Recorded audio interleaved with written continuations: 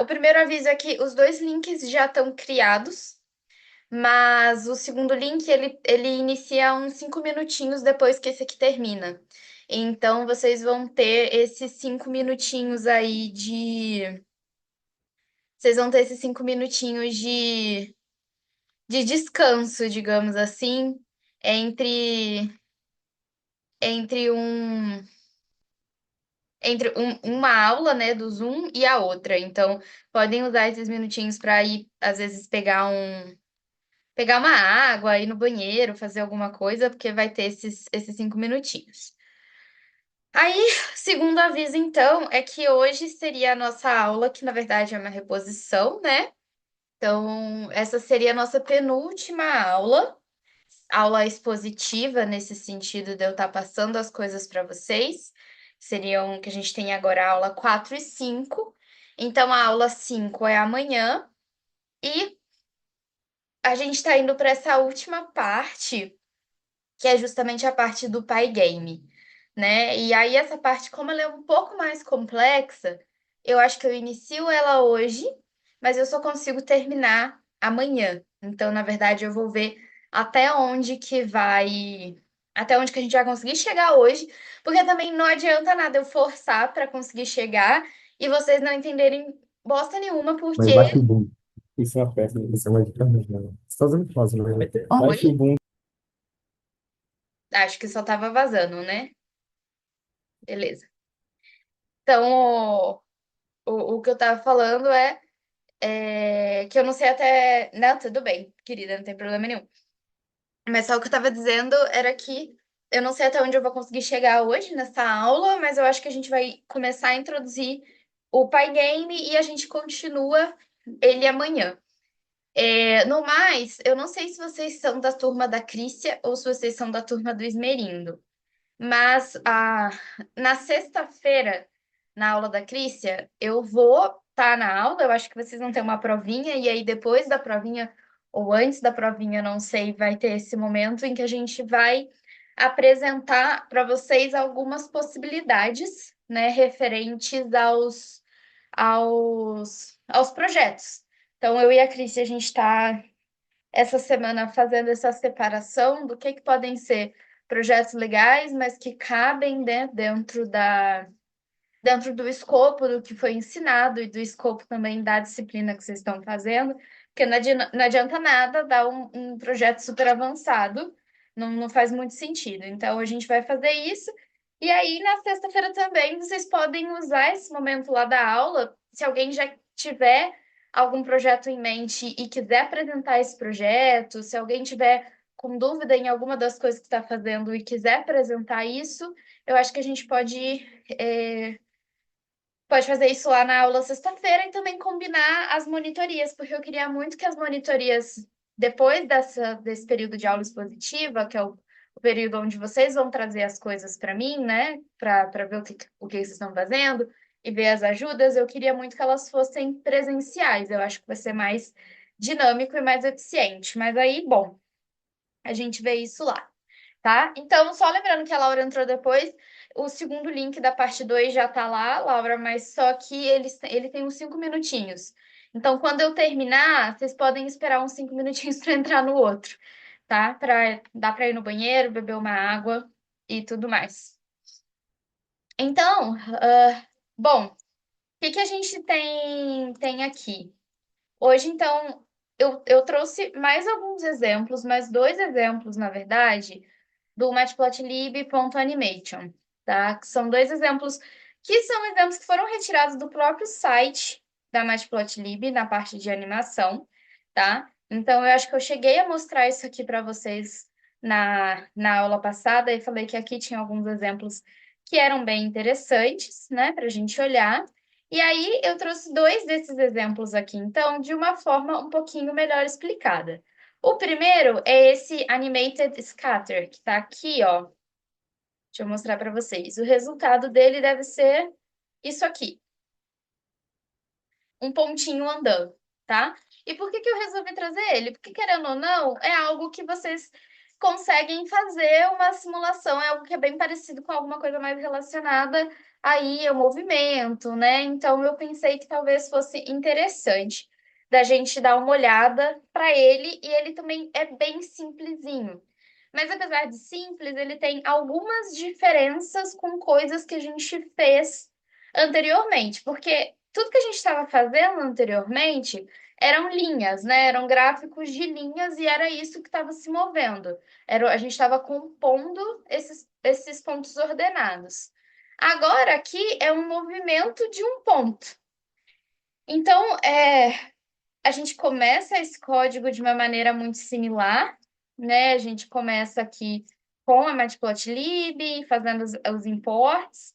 Essa parte, como eu já falei para você, a gente só precisa se estiver usando o Google Colab. Se não estiver usando o Google Colab, não precisa dela, tá? Eu já deixei até um exemplo lá no GitHub, tem Não, eu acho que eu vi isso. em uma das aulas tem um exemplo de como, né, como visualizar a animação sem ser pelo Colab.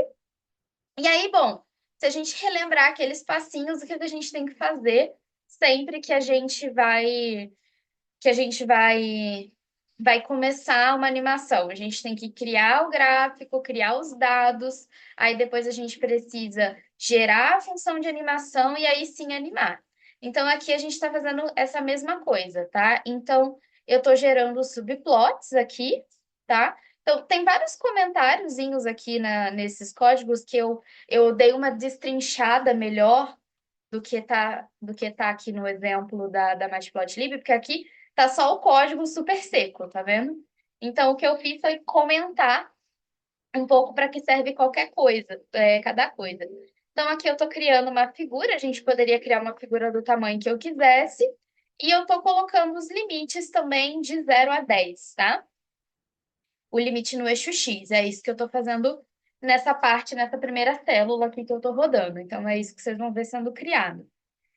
Aí, aqui vem uma coisa que é um pouquinho diferente do que a gente estava usando, porque antes a gente estava usando o ax.plot, agora a gente só está usando um ponto, tá? Então, essa linha aqui, esse ax.scatter, ele vai criar um ponto que vai ter essa posição inicial aqui, 0, tá? Então, esse vai ser o ponto que vai se mover ao longo do eixo X na minha animação.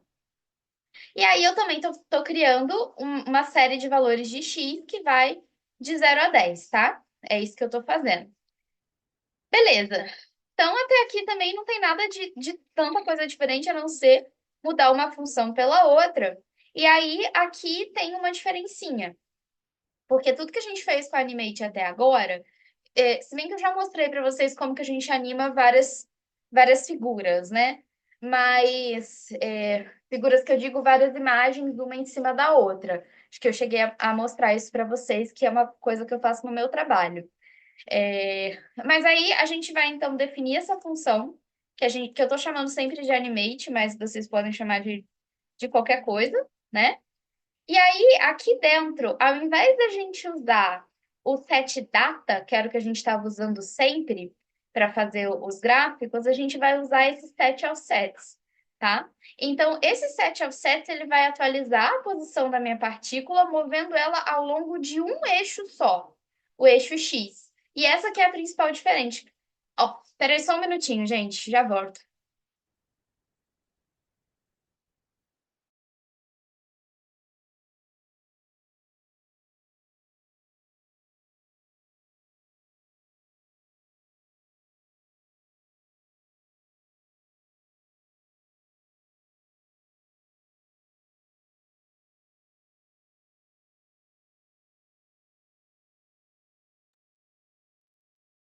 Pronto, voltei.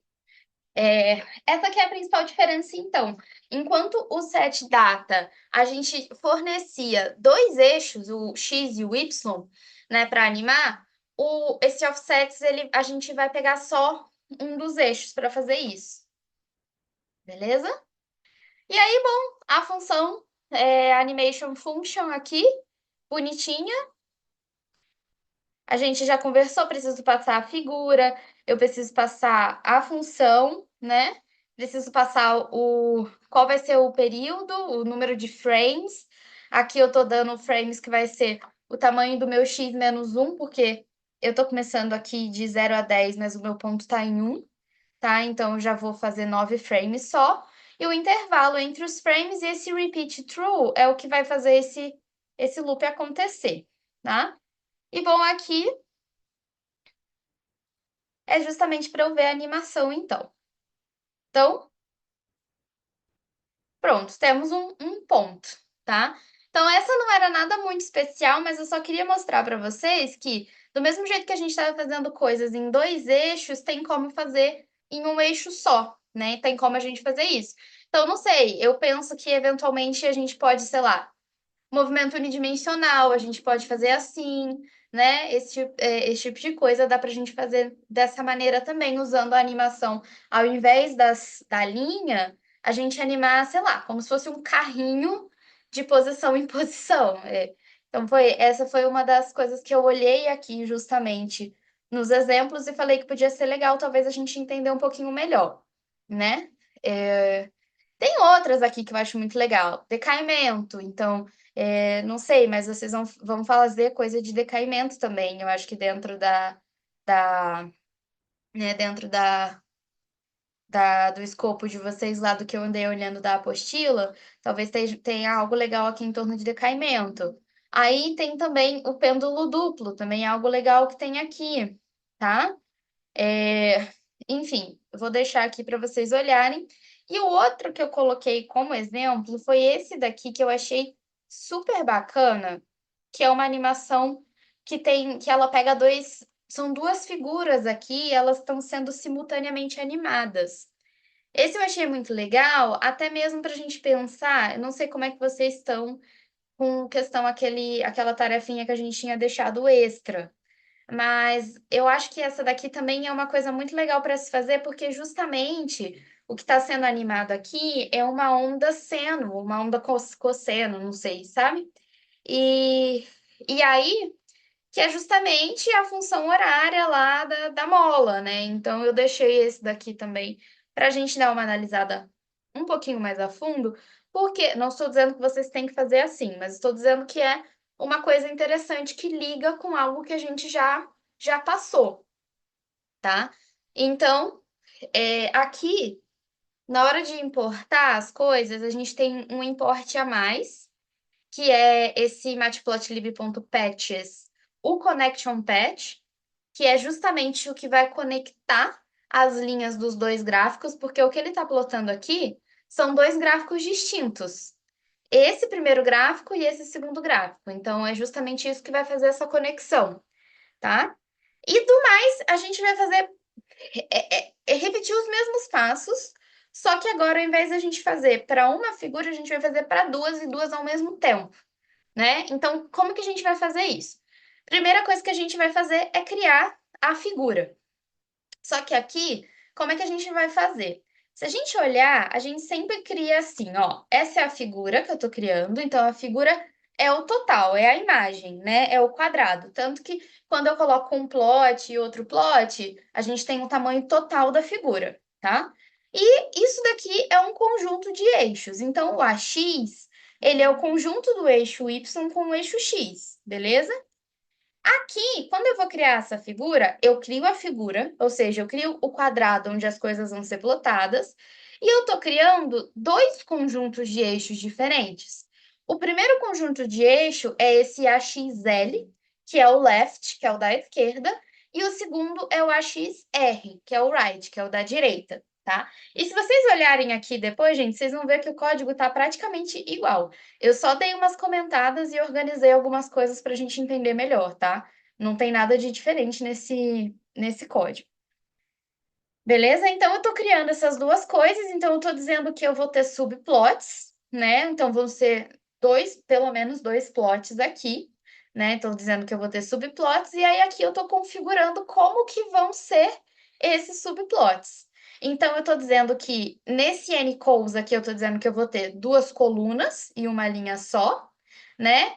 Esse Cherry True, eu estou dizendo que eu vou fazer o quê? Compartilhar o eixo Y entre os gráficos. Então, eu vou ter um eixo Y só, tá? Cherry Y true. É isso que vai fazer. Tô também colocando o tamanho da minha figura. E nessa parte aqui, ó, quer dizer, eu coloquei um tamanho de 6 por 2 aqui. E 6 por 2 é o tamanho total da figura. Então, a figura total vai ter 6 por 2. Os dois gráficos juntos, eles vão ter 6 por 2, tá? E aí, essa parte aqui, ó, que é essa última linha, é o que vai dizer exatamente aqui qual vai ser a proporção entre os meus dois gráficos. Então, vai ser 1 para 3. Ele vai fazer essa proporção de 1 para 3. O primeiro vai ter proporção 1 e o segundo proporção 3. Ou seja, o terceiro é 3 vezes maior do que o primeiro, né? E aqui ele está tirando esse W space, ele está tirando o espaço entre os gráficos, tá? Entre o primeiro subplot e o segundo subplot. Então, se eu rodar isso daqui, ó, ele vai me dar isso aqui, né? Então, aqui eu tenho essa condição, né? Esse daqui é 3 vezes maior do que o outro, eles têm o mesmo eixo X, o mesmo eixo Y, desculpa, né?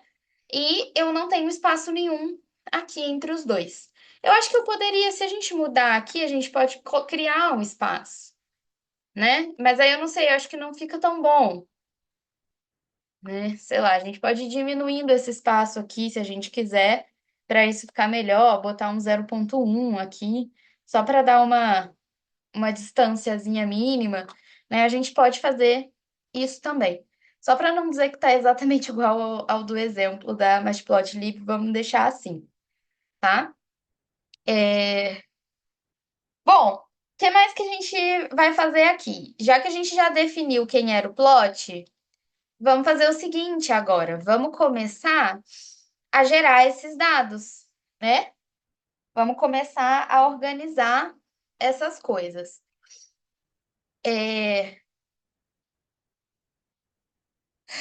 Então, nesse exemplo, ele faz algumas coisas que são um pouco diferentes para nós, das coisas que a gente já tinha feito, que foi o que eu expliquei aqui. Então, essa primeira linha, ó, repara que está sempre o AXL ou o AXR, tá? Quando ele coloca esse set aspect, é uma função da Matplotlib. Então, sempre que aparecer uma função que ela é uma função já do Python, vocês podem pesquisar ela, porque eu não inventei ela da minha cabeça, a gente não está inventando da cabeça, né? São funções que servem para fazer o que a gente quer. Uma coisa que é interessante também é, se eu sei a coisa que eu quero fazer, mas eu não sei o que é a função, eu posso perguntar para o meu amigo ChatGPT. Posso perguntar para meu amigo, falar assim, ChatGPT, eu quero fazer exatamente essa coisa aqui em Python. Qual função? Existe alguma função pronta para fazer isso? Então, isso é uma maneira também da gente usar o ChatGPT corretamente, se vocês quiserem saber. E aí, em especial, o que que essa função aqui ela vai fazer? Ela vai definir a proporção dos eixos do gráfico como sendo 1 para 1, para garantir que o círculo desenhado seja um círculo perfeito, tá? Então, é isso que ela está fazendo. E repara que é no AXL, porque é o AXL, que é o da esquerda, que é o círculo perfeito aqui, tá? Então, ele está definindo essa proporção aqui como 1 para 1. É isso que essa função faz. E aí, a gente tem essa XR, que agora é o próximo, que usa também uma outra função própria, né? Outra função da Matplotlib. E o que que essa função faz? Ela define a proporção do gráfico direito para que seja mais alongado horizontalmente, tá? Então, repara que uma tá 1 para 1 e a outra tá 1 para 3, 1 dividido por 3, tá? Então, é justamente aquela proporção que o gráfico estava se propondo, né? Que o exercício estava se propondo a respeitar, beleza? Aqui a gente está ocultando o eixo Y do lado direito, é isso que ele está fazendo. E o TIX, que ele vai definir os rótulos, né? Vai definir os valores do eixo X, que a gente vai ver que vai estar entre 0 e 2π, beleza? Então, fizemos isso. Então, aqui está uma série de coisas ainda de configuração de gráficos que eu precisava fazer. Às vezes, não necessariamente, mas é um negócio que vai deixar bonitinho o gráfico que a gente está fazendo. São configurações desse gráfico para a gente ter o que a gente quer como resultado, tá? Então, é sempre interessante também a gente procurar essas coisas que a gente quer fazer. E aí, agora sim, a gente vai começar a gerar dados. Então, a gente gerou um valor para o eixo X, e aí, o que ele está gerando aqui nesse eixo X? Ele está fazendo de 0 até 2 vezes π, np.π, em 50. Então, ele está criando uma sequência de valores que é entre 0 e 2π, e vai ser representado em ângulos em radianos. Então, a Linspace a gente já usou algumas vezes para fazer coisa de tempo, né? E aqui a gente está usando agora para poder fazer em valores entre 0 e 2π, tá? E aqui ele está criando esse plot, né? Ele está dizendo que eu vou plotar o cosseno de x pelo seno de x, tá? O K aqui quer dizer é a cor, que eu acho que é preto, que ele vai plotar com o K. Isso. E a grossura da linha, a espessura da linha, beleza? E aí, de novo, a gente tem o quê? Uma tupla para receber esse plot, beleza? Então, olha só, repara que isso aqui é L, tá? Então, esse aqui são os valores que eu vou plotar na esquerda, no left. E aí, falta eu definir uma outra tupla aqui, ó, que é o seno. Então, aqui ele está gerando pontos formados por cosseno e seno, que é justamente ali o meu ciclo trigonométrico. E na outra vai ser só o seno, tá? Então, eu estou gerando aqui também aquela tupla que a gente já conversou, a XR, ou seja, da direita, e o plot, que vai ser x pelo seno de x, tá? Então, eu estou definindo agora quem são os valores que eu vou plotar. E aí, aqui vem uma outra parte também, que é justamente a parte da conexão, né? Como é que eu conecto essas duas coisas, né? Eu conecto a partir desse connection path, que foi justamente o que a gente importou lá, que já é o quê? Uma biblioteca pronta, né? Então, o que que ele está fazendo aqui? O que que são essas coisas? Esse connection, então, ele vai criar uma linha de conexão entre os meus dois gráficos. E aí ele vai falar assim, ó, as coordenadas iniciais do gráfico da esquerda e da direita, eles vão ser respectivamente 1 e 0 e 0, 0. Então, eu estou criando as coordenadas iniciais de conexão, tá? Aí a gente tem data aqui, que vai definir o que que eu vou postar, o que que eu vou plotar, e o axis A e B, que vai ser o AXL e o AXR, tá? E aqui ele está dizendo que eu vou ter um dotted, ou seja, vai ser uma linha pontilhada que eu vou estar plotando, e aqui eu adiciono isso na figura, beleza? De novo, se a gente pesquisar isso daqui, ó, como é uma função pronta, não é uma função que eu inventei, a Matplotlib vai ter uma documentação para gente muito boa, dizendo o que que significa cada um desses elementos. E isso é uma coisa que eu sugiro vocês sempre a olhar nessa documentação. Beleza? Bom, aí aqui vai ser a função animate, né? Que é uma função que a gente vai criar, que vai receber lá a quantidade de frames, tá? E aí aqui não tem muito segredo, né? Qual que é o segredo aqui dessa animate que vai ser minimamente diferente? Então, a animate é a função que vai chamar cada frame da animação. Aí a gente vai ter esse X aqui, ó, que vai ser o NP Linspace, que vai definir o quê? Define o eixo X da curva senoidal na posição Y, na posição Y, né? Aí a gente vai ter o setData, que é quem vai atualizar a curva para gente. E depois a gente vai ter o x e o y, que a gente vai colocar eles aqui como sendo o cosseno de i e o seno de i. Né? Então, repara que isso aqui é justamente o quadradinho do círculo, né? Seno e cosseno. Então, ele vai calcular as coordenadas de como que esse ponto vai ser animado no círculo. E o point set data. Então, aqui, o seno, que foi que a gente tinha definido aqui em cima, como sendo o do eixo senoidal e o point que a gente tinha definido como sendo do quadradinho, né? Então, ele vai retornar essas coisas para a gente, tá? Beleza.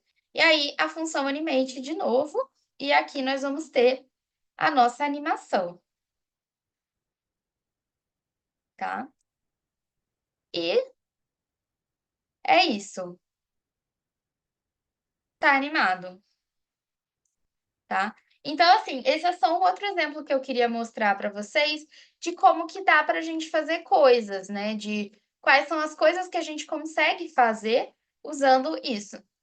Muita coisa nessa parte de animação, pelo menos, se a gente olhar aqui também, ó, esse é um outro exemplo, né? Tem muita coisa que a gente usa diversas funções que são realmente funções da NumPy, né? E vocês não precisam inovar, né? Se tá feito já, é para ser só usado, né? Então, esse daqui foi um que eu achei muito legal também. Eu sugiro vocês darem uma olhada, porque eventualmente nem tudo que tá aqui vocês vão poder usar exatamente como tá, mas eventualmente são coisas das quais vocês podem adaptar, né? Então, esse movimento aqui de coisa talvez dê para adaptar para um pêndulo simples ao invés de um pêndulo duplo, né? Então, fica isso daí também como parte, né?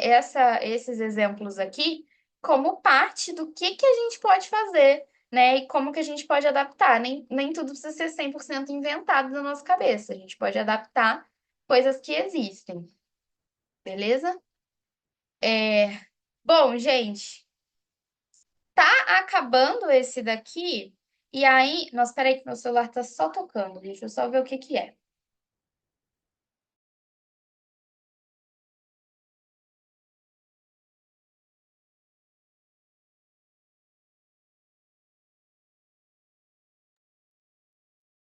Pronto. Desculpem. Meu celular estava longe. Bom, ficou alguma dúvida? Alguém quer falar alguma coisa? Eu fui rápido demais, eu fui lento demais nessa parte. Como é que foi?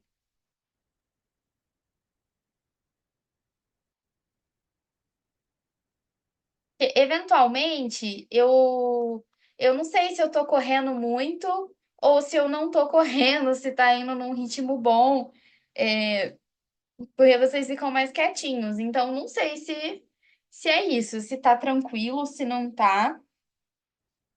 Mas vou fazer o seguinte, então, gente. Esse meeting aqui tá acabando, a gente só tem mais 3 minutos de meeting. Então, eu já vou encerrar ele de uma vez, porque agora a gente vai fazer o quê? A gente finalizou, né? Entre aspas, porque é óbvio que vocês podem ainda trazer várias dúvidas para mim, mas eu finalizei esses exemplos e a gente vai começar com o Pygame, né? Que vai levar da gente um tempinho maior. Então, eu vou finalizar de uma vez esse meeting, e aí a gente dá os 5 minutinhos e começa o outro, pode ser? Tá? Então, vocês podem dar 5 minutinhos, é só porque o Zoom precisa desse tempinho para gerar, ele não gera uma reunião atrás da outra. E aí, em 5 minutinhos, a gente volta já pro outro, pro outro link. Beleza? Então, até já já. Vou parar de gravar aqui.